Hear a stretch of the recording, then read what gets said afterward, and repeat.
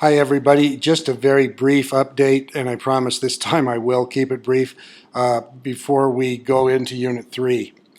I want to continue to compliment you on your writing as a class. It's been excellent to this point. And I'm also really pleased that most of you seem to warm to Gladwell's video. I find him to be extremely entertaining. He's fun to read, but he's almost more fun to see on video. I think some of you probably agree. I've read most of his books, and he's always able to just draw out those little things that are sort of in the back of our mind, but he brings them to such clarity, and then we all go, oh yeah, I know that. And I just love that about him. At the time I'm putting this little video together, I've not graded anything from Unit 2. However, I've read all of the discussion board posts that have been made so far, and it's late Thursday night, so I think all but maybe two of you have made some kind of an initial post. And it was really gratifying for me to see that you all made such strong inferences from watching Gladwell's video, and that you all got it, if I could use that colloquialism. And so I think we're all on the same page as to why I included that video in a course on educational politics. It kind of brings me to my point of my own experience with the charter school movement. And I hope I'm not going to step on any toes here. I've gotten to know a few of you as much as we get to know each other in this format. And I know some of you are real champions of charter schools. And I guess I'll tell you, not that it really matters, but I was not always such a champion of charter schools. And let me just tell you a little story why. When I was a principal, one of the members of our school board, while he was a sitting school board member, actually founded one of the very first charter schools in Colorado Springs.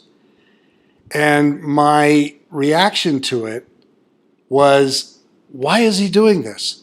What am I doing wrong? What's wrong with our school? And most of my colleague principals in that district felt the same way. And there was quite a bit of acrimony throughout the community. In those days, and I'm talking about late 1980s, early 1990s, yes, I really am that old. Anyway, in those days, usually when a charter school brought forth an application for a charter, a school district would refer that to their accountability committee, their district accountability committee, for review.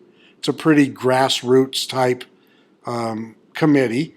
It's charged by law that school districts have something like that. And I remember attending those district accountability committee meetings when that charter school application came through, and they were emotional meetings. I remember a woman crying outright and staring at one of the applicants from the charter school and screaming at him, "We are about community here. Why are you trying to destroy it?" And so I think the understanding of charter schools and the acceptance, if you will, of what they bring to the table has improved and has changed dramatically since those days. But I'm telling you this story because there are still some of we old guard in the profession, and there's still some carryover about finances and about what I just alluded to is why are you blaming us? What is it that you think we're doing wrong? And when I saw Gladwell's video, it really helps knock some of the rough edges off my own thinking. It's kind of embarrassing to admit to you that I'm that simple-minded, I guess, but my own reaction to his video was much like what I've read so far in your discussion posts. We are always looking for the best, when in reality that is very evasive. What our publics really want is their own version of the best, a variety of bests. Many of you extracted that little piece that Gladwell did about Pepsi. We're not looking for the perfect Pepsi, we're looking for the perfect Pepsis. And once I kind of digested that, it really helped me understand why there's so much choice in schools. Americans love choice. Think about it, if you will, from the perspective of churches.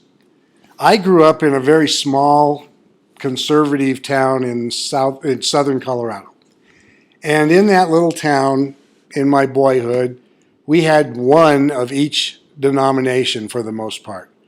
So we had a church called the First Methodist Church.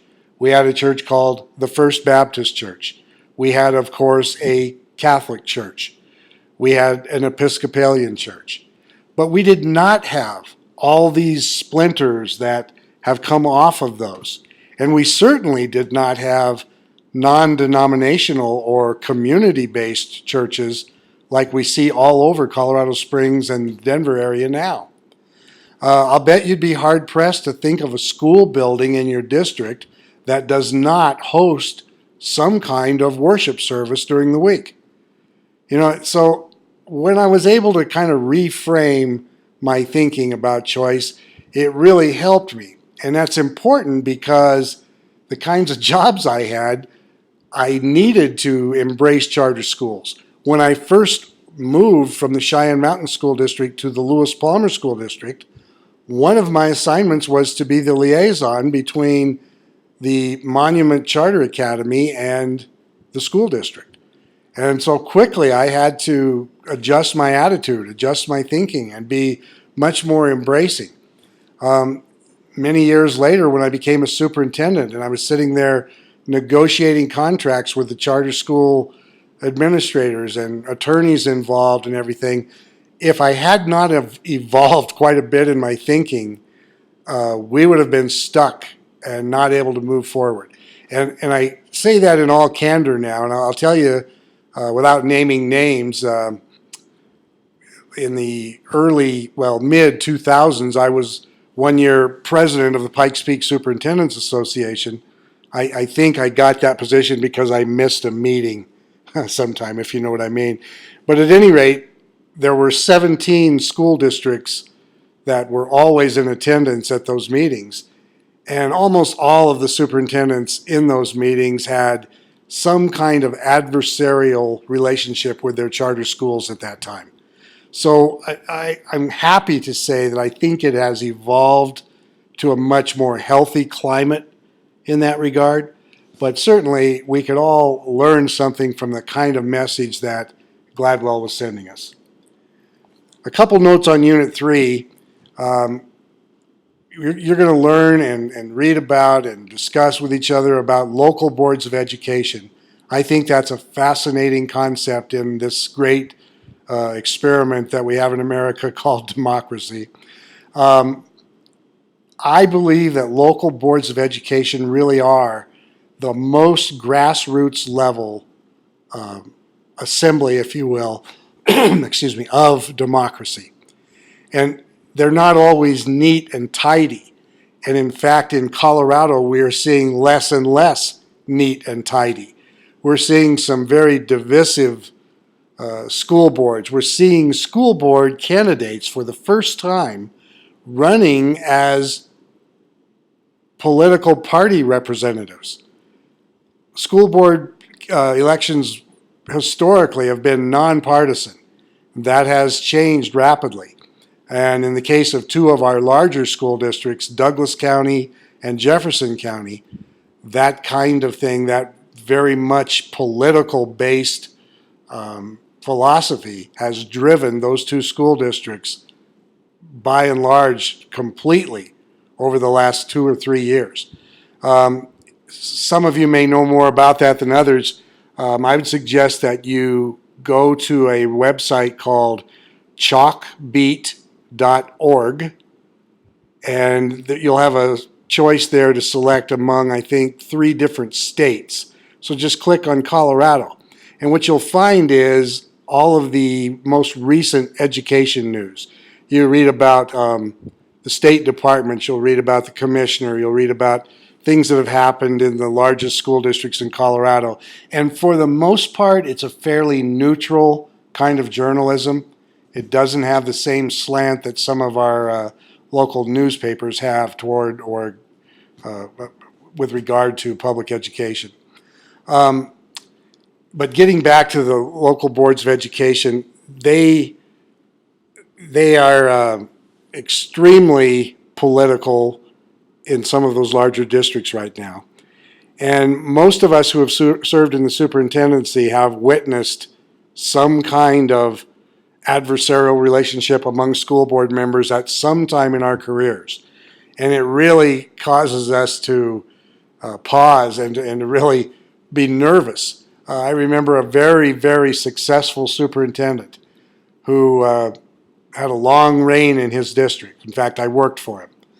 And he retired there and never was threatened, but there was one night that I was attending a school board meeting, and the board, over some various issues, had divided into a 3 versus 2 camp.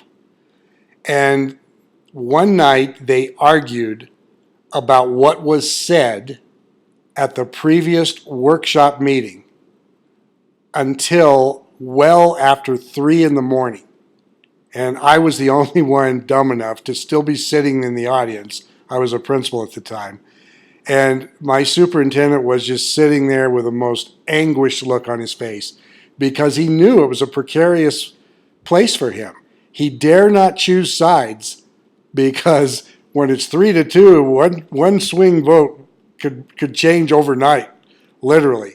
And I hate to make it look like such a political monster, but it really can be that way. And that was in a district that's highly regarded. Their kids do very well. Nobody would ever suspect that those kind of things went on.